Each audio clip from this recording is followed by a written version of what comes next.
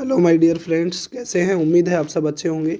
दोस्तों, आज इस वीडियो में हम कारपेंटर ट्रेड थ्योरी के कुछ ऑब्जेक्टिव टाइप क्वेश्चनों के बारे में चर्चा करेंगे। आइए शुरू करते हैं आज का हमारा वीडियो। हमारा पहला क्वेश्चन है, कारपेंटर के कार्य में प्रयोग में ली जाने वाली पेंसिल के क्रॉस सेक्शन का आकार कैसा होता है। यानी कारपेंटर के कार्य में जो पेंसिल काम में ली जाती है उसका आकार कैसा होता है। तो इसका सही आंसर होगा अंडाकार, यानी ओवल शेप होता है दोस्तों उसका आकार।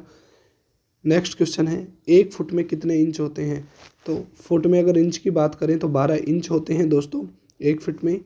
स्टील रूल पर कम से कम कितनी की माप ली जा सकती है।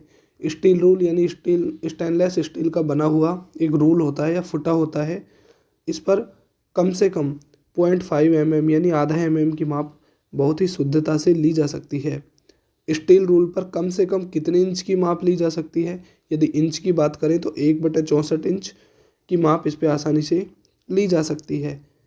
1 इंच में कितने होते हैं, तो इसका आंसर होगा 25.4, यानी 1 इंच में 25.4 होते हैं। नेक्स्ट क्वेश्चन है, अधिक लंबे मापों के लिए किस मापने वाले उपकरण का प्रयोग किया जाता है। तो अधिक लंबे जो माप होते हैं, लंबाई के माप होते हैं, उनके लिए स्टील मेजरिंग टेप, जिसे इंच टेप भी कहा जाता है, इसका प्रयोग किया जाता है। जिगजैग रूल में कुल कितने टुकड़े होते हैं। तो दोस्तों, जिगजैग रूल इस तरीके से जिगजैग आकृति का होता है, यानी लकड़ी का बना रूल होता है। इसमें 10 टुकड़े होते हैं और एक टुकड़े की लंबाई 10 सेंटीमीटर होती है। टोटल लंबाई 100 सेंटीमीटर यानी 1 मीटर इसकी लंबाई होती है। तो इस क्वेश्चन का सही आंसर होगा 10 सेंटीमीटर। नेक्स्ट क्वेश्चन हमारा है, 4 फोल्ड रूल की कुल लंबाई कितनी होती है। जैसे दोस्तों नाम से पता चलता है, 4 फोल्ड यानी जिस रूल को 4 बार फोल्ड किया जा सकता हो वो 4 फोल्ड रूल कहलाता है। इसकी टोटल लंबाई होती है दोस्तों 60 सेंटीमीटर और एक टुकड़ा 15 सेंटीमीटर का होता है। टोटल 4 टुकड़े होते हैं, कुल लंबाई 60 सेंटीमीटर होती है। नेक्स्ट क्वेश्चन है हमारा, लकड़ी की सरफेस की समकोणता या स्क्वायरनेस जांचने के लिए किस उपकरण का प्रयोग किया जाता है। तो दोस्तों इसका सही आंसर होगा ट्राई स्क्वायर। ये ट्राई स्क्वायर है जिसे गुणिया भी कहा जाता है। तो लकड़ी की समकोणता या समतलता जांचने के लिए इसका प्रयोग किया जाता है। इसके बाद नेक्स्ट क्वेश्चन है, ट्राई स्क्वायर में स्टॉक व ब्लेड के मध्य कितने डिग्री का कोण होता है। ये ट्राई स्क्वायर का डायग्राम है दोस्तों।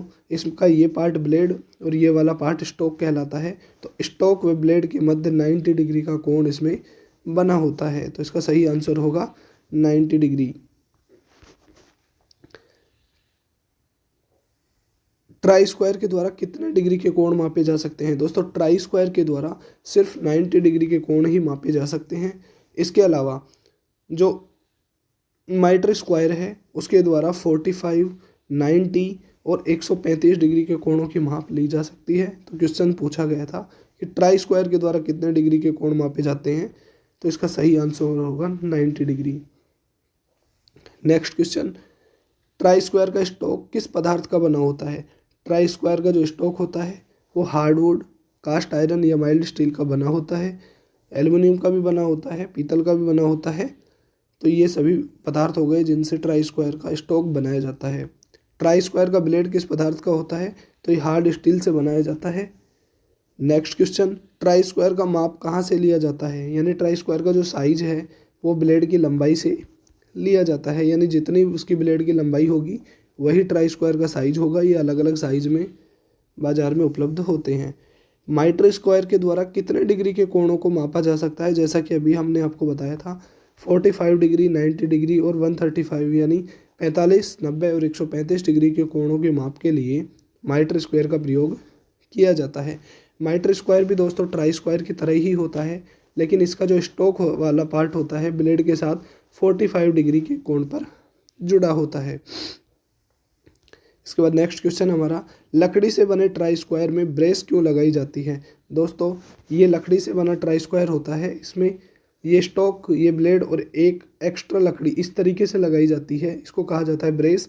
तो इस क्वेश्चन में यही पूछा जा रहा है कि ब्रेस क्यों लगाई जाती है। यानी स्टॉक को ब्लेड के साथ मजबूती से पकड़ बनाने के लिए, यानी अधिक मजबूती देने के लिए ब्रेस इसमें लगाई जाती है।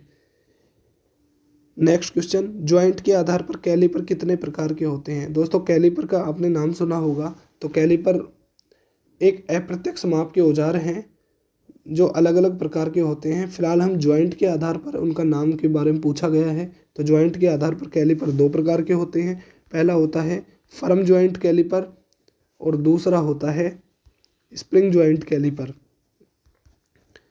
तो ये दो प्रकार हो गए ज्वाइंट के आधार पर। नेक्स्ट क्वेश्चन, इनसाइड कैलिपर की टांगे किस तरफ मुड़ी होती हैं? तो इसका सही आंसर होगा बाहर की तरफ, यानी इसका नाम है इनसाइड कैलिपर। काम होता है दोस्तों इसका आंतरिक व्यास या झिरी का माप लेने के लिए, और इसका नाम इसके विपरीत होता है। इनसाइड कैलिपर की टांगे बाहर की तरफ, आउटसाइड कैलिपर की टांगे अंदर की तरफ मुड़ी होती हैं। और आउटसाइड कैलिपर जो होता है वो बाहरी व्यास मापने के लिए प्रयोग में लिया जाता है।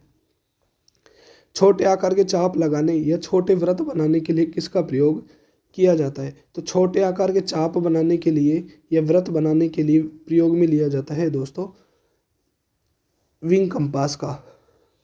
विंग कंपास का प्रयोग किया जाता है छोटे आकार के वृत्त बनाने के लिए, चाप लगाने के लिए।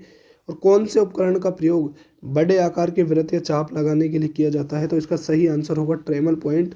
दोस्तों जब हमें बड़े आकार के वृत्त बनाने होते हैं तो हम ट्रेमल पॉइंट का प्रयोग करते हैं। ट्रेमल पॉइंट में क्या होता है, ये ट्रेमल होते हैं, ये बार होती है बीम, इसको एक हिस्से को लॉक करके यानी सेंटर की जगह पे एक हिस्से को रखा जाता है। और जितनी दूरी का हमें या जितने व्यास का हमें वृत्त बनाना है उतनी दूरी पर दूसरे वाले होल्डर को सेट करके वृत्त खींच दिया जाता है। नेक्स्ट क्वेश्चन है, कौन से औजार का प्रयोग सभी कोणों की माप लगाने के लिए या चेक करने के लिए किया जाता है? तो इसका सही आंसर होगा बेवल स्क्वायर। उम्मीद है दोस्तों ये वीडियो आपको बहुत ही पसंद आई होगी। यदि आप हमारे चैनल पे नए हैं तो चैनल को सब्सक्राइब कीजिए ताकि इसी तरीके से ट्रेड थ्योरी से संबंधित वीडियो आपको मिल सके। मिलते हैं नेक्स्ट वीडियो में।